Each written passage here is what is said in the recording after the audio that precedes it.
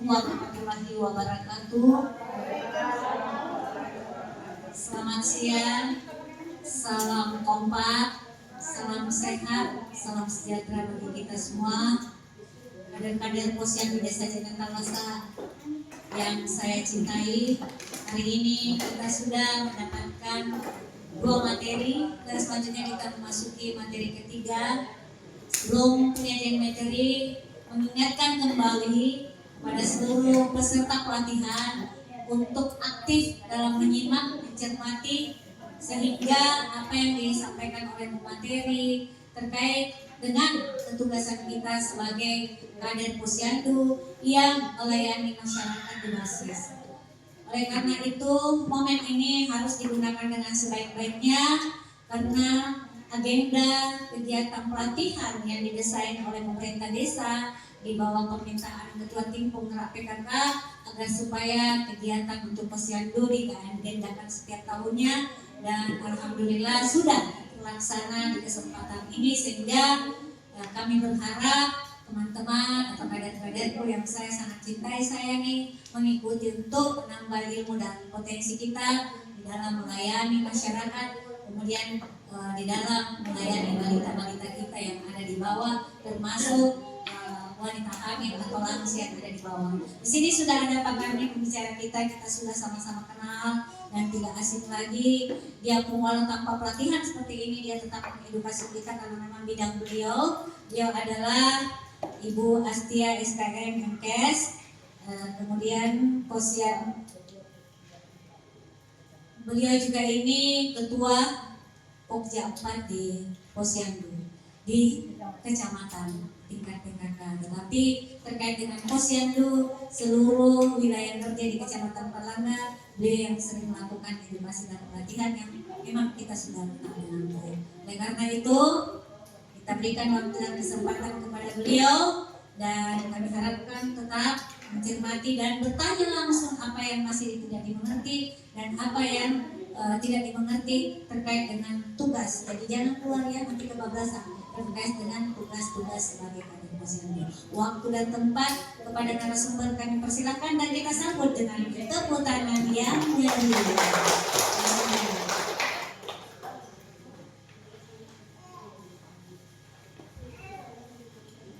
Baik, terima kasih atas kesempatan yang diberikan kepada saya. Yang terhormat Ibu Ketua Tim Penggerak PKK Desa Jatintalasa, saya hormati Ibu moderator dan sekaligus MC hari ini. Yang saya hormati dan saya sayangi dan juga saya banggakan ibu kader yang sempat hadir hari ini. Ya, tak lupa juga saya hormati Ibu Bidan yang senantiasa setiap hari, setiap waktu menemani ibu-ibu kader melaksanakan kegiatannya dan menjawab semua tantangan dan permasalahan yang ada di desa Jatintalasa tentang mengenai Posyandu. Ya, hari ini puji syukur alhamdulillah karena diberikan kesempatan dan diundang oleh Ibu Desa Jatintalasa untuk memberikan sharing, ya, bukan memberikan pengetahuan tapi sharing antara saya dengan kader. Karena yang namanya pengetahuan itu orang Bugis mengatakan bahwa namanya pengetahuan itu tidak kurang dan tidak lebih.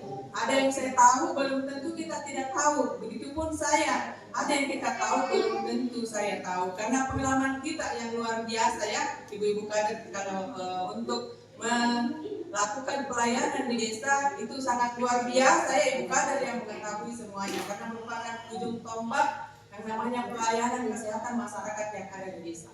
Tidak ada keahlian di seluruh dunia. Kita ini yang paling tahu, ya, tentang apa yang terjadi dalam Posyandu di desa, di sasaran, tidak ada yang kalah ibu kader, ya.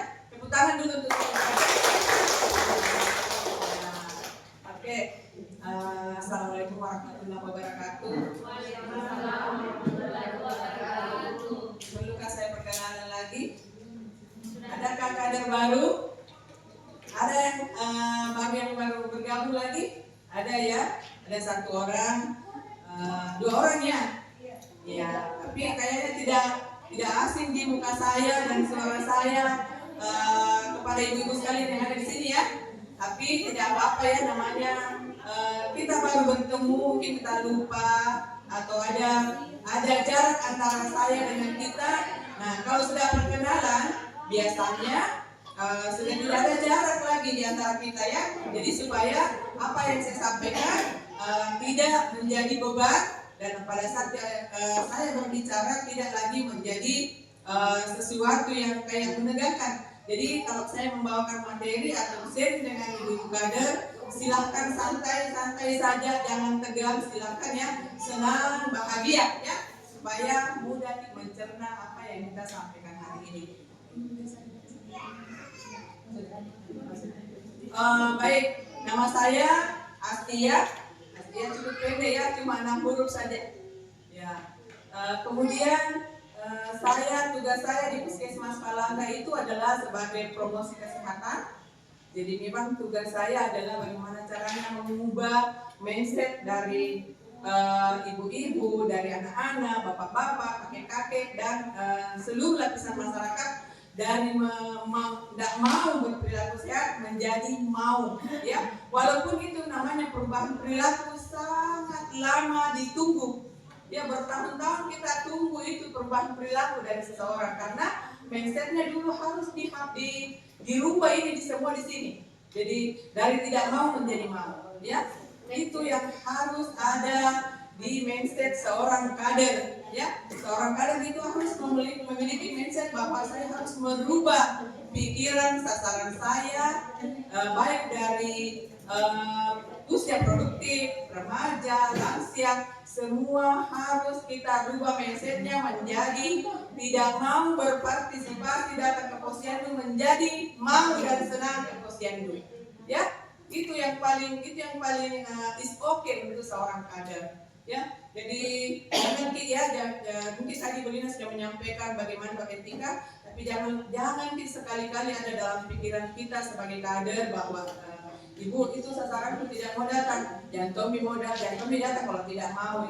Jangan ada seperti itu. Hari ini bulan ini tidak datang, bulan depan kita datangi lagi. Kalau tidak datang lagi bulan depan, datangi lagi sampai dia mengerti bahwa ternyata saya orang yang dibutuhkan di posyandu untuk kesehatan saya sendiri. Oke ya, kita satu persepsi dulu ya bahwa kader itu harus memiliki integritas yang tinggi tentang perubahan perilaku, ya.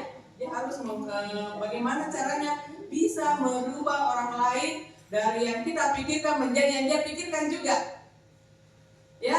Jadi kalau misalnya kita selalu memikirkan bagaimana anak-anak atau bayi dan balita tidak stunting, bagaimana caranya semua ibu mulai dari ibu sampai kakek sampai nenek-nenek itu dia harus memiliki juga pikiran bahwa cucu saya, anak saya, ponakan saya tidak boleh stunting. Tentu tahu semua ya tentang stunting, tidak perlu lagi dijelaskan apa itu stunting.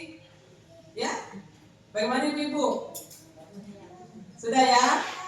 Sudah tahu, sudah pasti. Setiap bulan dikasih PMT itu orang-orang yang mau menjadi stunting. Ada juga yang sudah stunting, ada juga yang baru mau menjadi stunting. Ya, itu.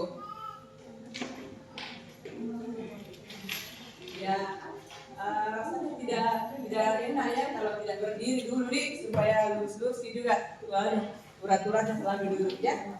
Baik, saya sudah memperkenalkan diri ya. Nama saya Astia, tugas saya dalam promosi kesehatan di Puskesmas.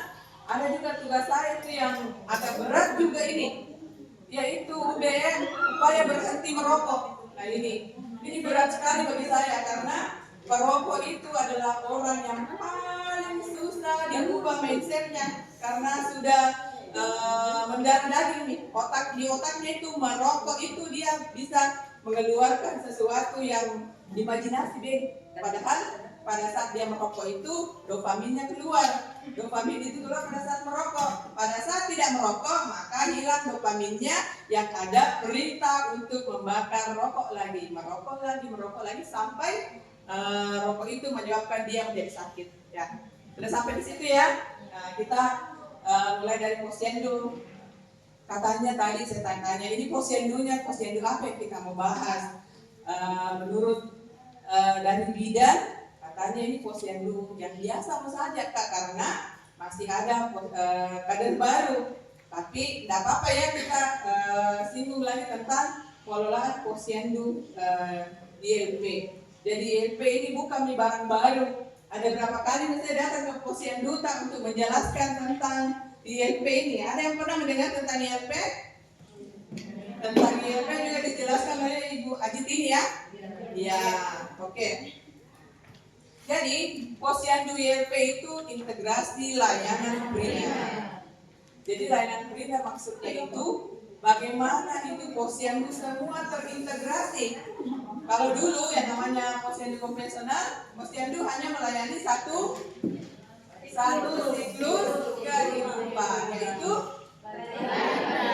bayi dan balita. Nah sekarang ada ILP ini diutamakan, tidak diutamakan ya. Artinya kita maunya itu semua siklus kehidupan itu terlayani di posyandu. Kenapa? Karena untuk melihat jumlah penyakit terbanyak dari semua siklus yang ada. Mulai dari bayi, mulai dari ibu hamil ya. Ibu hamil itu adalah orang yang beresiko pada saat dia hamil. Kenapa dia beresiko? Katanya ada dulu pernah mahasiswa ditanya sama Ibu Bidan. Ibu Bidan mengatakan begini, sini dulu, Dek, kenapa itu orang kalau hamil ini beresiko ya? Dibilang itu anak-anak mahasiswa karena dia hamil, Bu. Maksudnya, ada beberapa resiko yang bisa muncul pada saat orang hamil. Yang pertama apa? Stres, pendarahan, apalagi? Ya, ini Bu, sangat luar biasa ya kadernya, bukan kader yang kece-kece ya, luar biasa, kader yang luar biasa ya, cerdas, baru berenergi, imajinasi ya, bagus sekali. Jadi sebenarnya kader ini tinggal mau difasilitasi, diberikan sarana dan diberikan pengetahuan sedikit sudah luar biasa, kader luar biasa nih ya, tepuk tangan dulu. Jadi kemarin itu ada posyandu terbaik se-Indonesia, itu posyandunya Bontomarannu. Ya, Bontomarannu itu bagus sekali posyandunya. Kenapa bisa bagus? Karena partisipasi masyarakatnya luar biasa. Jadi idealnya sebuah posyandu adalah S sama dengan D sama dengan N sama dengan K. SKDN. Apa itu SKDN? Sasaran, ya kunjungan atau D, apa lagi? Memiliki KMS, apa lagi? Dan naik kelas badannya. Jadi idealnya posyandu itu semua sama. Jadi sama jumlah sasarannya, semua datang ditimbang, kemudian memiliki KMS, kemudian semua naik berat badannya. Jadi itu idealnya sebuah posyandu keadaannya. Jadi sasarannya itu adalah misalnya 80 orang yang datang itu naik semua berat badannya dan memiliki KMS. Nah, kalau kita baca SKDN, balok SKDN-nya itu kita merasa, luar biasa ini berat badan anunya. Sasarannya 80, yang datang juga 80, yang dia berat badannya juga 80. Nah, siapa yang paling berperan dalam mencapai SKDN yang ideal ini adalah seorang kader yang memiliki dedikasi yang tinggi terhadap tugas dan tanggung jawabnya di posyandu. Apa tugas utamanya di kader untuk di posyandu? Memantau berat badan, memantau pertumbuhan dan perkembangan bayi dan balita. Itu posyandu era lama, ya, hanya satu siklus kehidupan.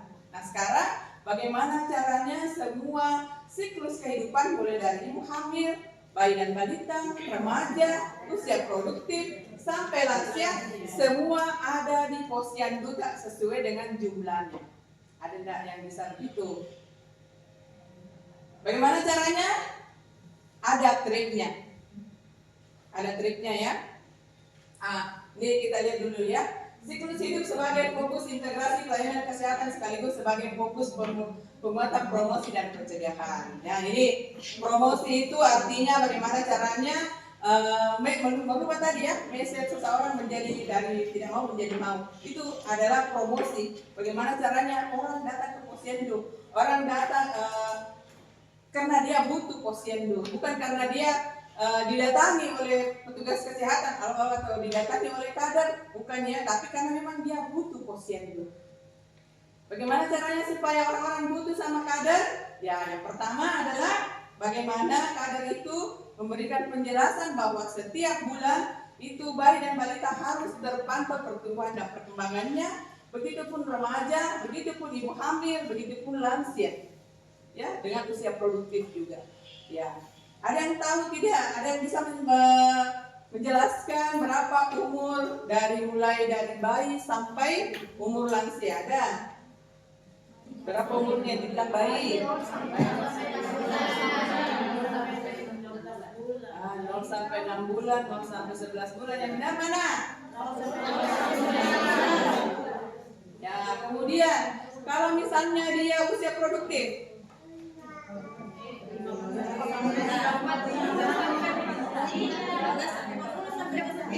ya, dari 15 tahun sampai 50. Kemudian lansia berapa umurnya? 1 ke atas. Itu. Nah, kalau ibu-ibu sudah tahu bahwa umur segini merupakan sasaran kita, maka semua posyandu atau semua kader harus memiliki data yang akurat, tepat, dan benar tentang apa? Mulai dari ibu hamil.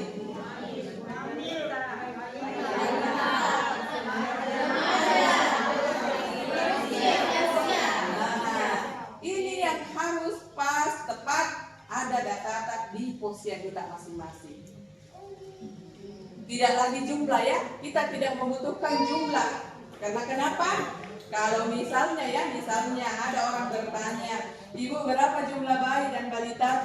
Gampang sekali sih, 6 bu. Padahal berapa banyak? Ada lebih dari 6. Karena tidak seorang pun yang bisa menyangga kita kecuali dia pernah mendata. Kalau misalnya dia bilang, berapa ibu hamil tak? Saya bilang 6. Percaya atau tidak orang lain? Pasti percaya, karena kita yang mengetahui semua kondisi dan situasi yang ada di desa. Tapi maka pasti kita mempunyai beban moral. Ide bilang tadi bilang baru 2 cuma nanti. Bagaimana itu? Jadi itu tugasnya kader ada 4 ya. Pertama nanti kita jelaskan lagi tentang ILP dari langkah 1 sampai 5 ya. Ini dulu ya, tentang sasaran tak. Walaupun kita sudah luar biasa pemahaman tak tentang ILP, tapi kalau tidak ada sasaran, tidak ada gunanya, ya. Jadi kalau kita mau maju posyandu, karena dari tahun kapan itu? Tahun 98 saya terangkan, belum pernah itu terselesaikan namanya masalah posyandu itu D/S. Tidak pernah saya dapatkan D/S 100 kecuali di desa jadi Tatasa. Ada enggak? Mengaku yang mana itu posyandunya ada 78 sasarannya, 78 juga datang. Ada enggak? Ada bu. Setiap bulan saya bikin laporan. Setiap bulan itu saya sampaikan Bu Dharma saya mau kasih ini hadiah luar biasa kita. Dan apa bu? Posyandu itu setiap bulan saya input 100%. Ada yang 100% tiap bulan datang sasarannya? Tidak ada kan? Iya. Nah, tapi tidak seorang pun yang bisa menyangga bilang bohong kok. Kenapa itu tidak 100% kok datang? Tidak ada. Jadi sejak ada 3 posyandu dia Dharma ya. Ada 3 posyandu itu selalu 100%. Makanya saya bilang, betul kan ini Dharma 100%? Dia bilang, tidak bu, tapi tiap bulan tidak pernah berubah, laporannya selalu 100%. Berarti semuanya datang, ya. Ya. Jadi mulai sekarang saya yakin dan percaya ibu kader walaupun duduk-duduk di rumahnya baru bangun ditanya, ibu berapa orang yang tinggal di rumahnya ya? Langsung 5 bu, sahanu anaknya istrinya ya, pasti. Saya percaya karena kader itu walaupun dia baru bangun, sama dengan tetangga baru dari sana. Oh ya bu, siapa tinggal di situ? Ya bu, namanya ya. Jadi begitu, jadi pasti itu kader itu. Jadi makanya saya bilang saya selalu percaya kepada kader. Saya selalu percaya sama kader karena dia lah yang paling tahu. Coba kalau saya disuruh datang, bu siapa namanya di sana? Itu dulu dipanggilkan di kader karena saya tidak tahu. Jadi kader adalah orang yang betul-betul tahu situasi dan kondisi yang ada di desa. Ya, jadi jangan main-main ya. Makanya aku bilang, jadi walaupun kita luar biasa mengetahui posyandu ILP ini, tapi ini yang data tak harus ada karena setiap bulan, setiap tahun berganti, tidak pernah habis itu masalah DPS. Pernah pernah Dharma atau Ibu Haji Marwati pernah tidak yang 100% datang semua sasaran kami? Tidak pernah toh? Ya, ada kunjungan rumah. Nanti kita juga belajar tentang kunjungan rumah. Jadi kunjungan rumah itu, makanya kalau mau belajar tentang ILP tidak cukup 1 hari, harus 3 hari plus 1. Satunya itu adalah praktek. Jadi walaupun saya bilang, di langkah 1 kerja ini, angka 2 kerja ini, langkah ini. Pada saat di posyandu, bu apa buku kerja saya bu? Pasti begitu. Jadi kalau ada prakteknya, pasti tidak kagok dan tidak kaget. Kalau pada saat kita berkunjung ke posyandu Bontomarandu, karena Pak kan itu rencana mau ke Bontomarandu dengan biaya sendiri, tidak dibiayai puskesmas, tidak dibiayai oleh desa. Dia biayai dirinya sendiri. Nah, dia juga mau menjadi kader terlatih dengan strata purwa, dia juga biayai dirinya sendiri. Jadi nanti kita kasih tipsnya, ada tipsnya juga saya bikin untuk di desa Jenitalasan, untuk desa Panakukan supaya kita juga bisa begitu. Jadi kita tidak merepoti lagi di desa, sering di desa mau ikut pergian udah ada wanita. Nah, nanti dia ada tipsnya ya, supaya cuma mungkin kita berkorban sedikit, tapi tidak berkorban dengan kantong tak. Ya, oke. Jadi yang pertama tadi itu kalau kita nanti kunjungan rumah. Nanti kita bahas ya. Jadi datanya itu walaupun misalnya ya berapa orang dalam satu posyandu? 5 ya. Ini dulu sesama posyandu ya. Oh ya. Kalau pelatihan itu maunya tidak duduk dengan satu posyandu. Kenapa? Karena kesempatan untuk sharing dengan teman-teman kader tak. Ya walaupun kita sama-sama jadi Talasan, sama-sama dari desa yang sama, bertetangga, tapi jarang sekali kita berdiskusi tentang posyandu, kecuali di posyandu Toncek. Jadi kalau kita, saya kalau pergi pelatihan, saya tidak pernah duduk dengan temanku. Kalau saya berempat datang, tidak pernah duduk dengan sesama dari Goa. Pasti saya duduk, di mana itu? Oh dari Luwu. Kalau sedang istirahat, saya pasti bertanya, apa masalah kita di posyandu? Bisa.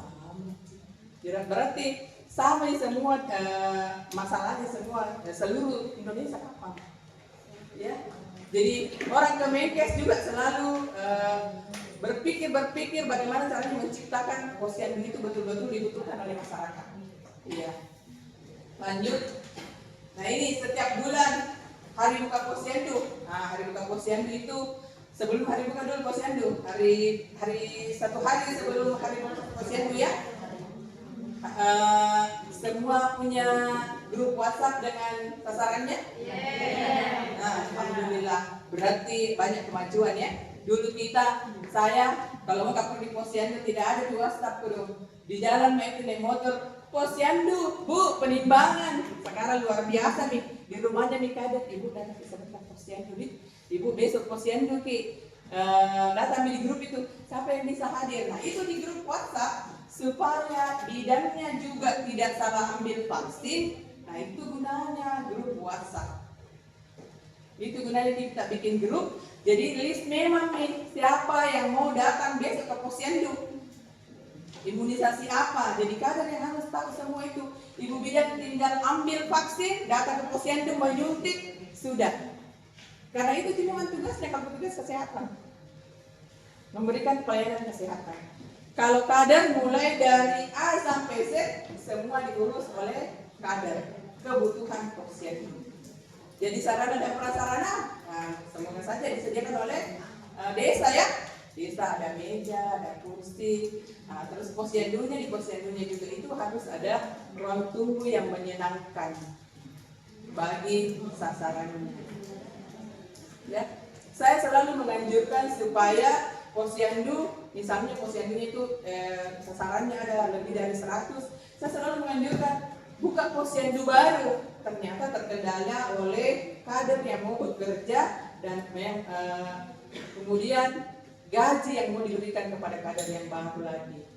Ya, tapi ada yang posyandu yang baru nih, bertambah orangnya 19 sebenarnya itu semuanya. Dari pengurusnya semua tuh, mulai dari atas sampai atas. Oke. Jadi hari sebelum buka posyandu itu memang harus ada komunikasi ya antara kita dengan sasaran kita. Ada yang mau bertanya? Silakan bertanya saja ya. Kemudian ini pelaksanaan serentak atau terjadwal untuk menjaga seluruh sasaran. Menjangkau ibu hamil, kemudian ada balita, ada remaja, usia produktif, usia lanjut. Nah ini nanti ada kan formatnya, semua sudah punya format di posyandu. Format DLP, alhamdulillah. Namun saya belum pernah melihat ada laporan, ada pernah saya kirimkan sama ibu bidan tentang laporan yang harus dikumpulkan oleh kader jika sudah melayani mulai dari ibu hamil. Iya, harus ada rekapannya. Sehingga pada saat saya buka itu aplikasi dari Kemenkes, kan ada di situ posyandu yang melaksanakan siklus hidup di Palangga baru 6. Mestinya kan harusnya ada nih berapa? 6 tambah 7 ya? Karena posyandu rugi lah ya.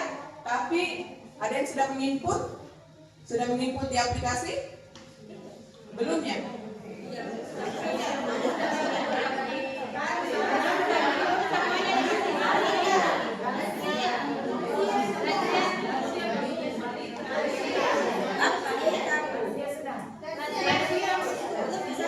Sudah semua menginput Pak dan Balita? Iya.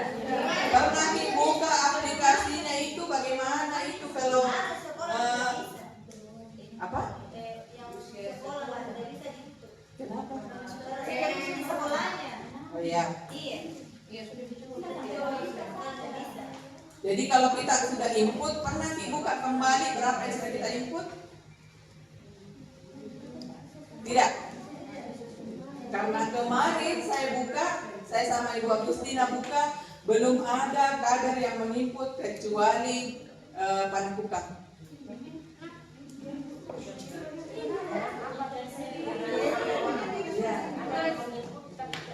Iya, tidak terbaca kayaknya. Karena coba kita buka, ada terinput? Iya.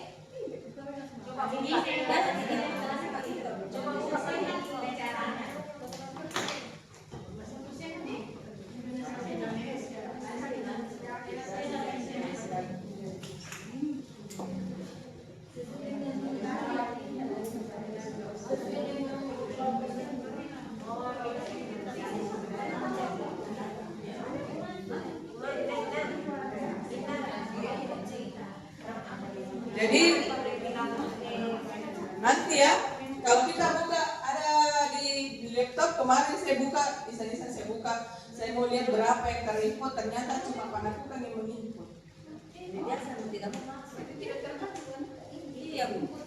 Ya, saya pernah menginput 4 hari kemudian baru kelihatan. Iya, gara-gara ya itulah digitalisasi memberikan kemudahan, tapi kemudahannya juga biasa membuat kita jadi ya, tidak bisa ya. Itu. Kemudian ini kita lihat ya, dari mana ya lagi.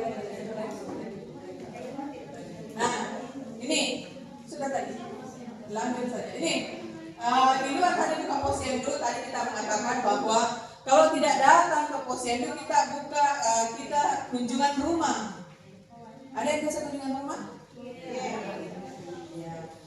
Berarti tidak salah nih memang kalau ada 100% yang posyandunya ya. 100% 78 anunya sasarannya 78 juga datang. Mungkin dihitung dari sasarannya dari jumlah dari kunjungan rumahnya ya. Mungkin ya. Hanya kita yang tahu, hanya kadar.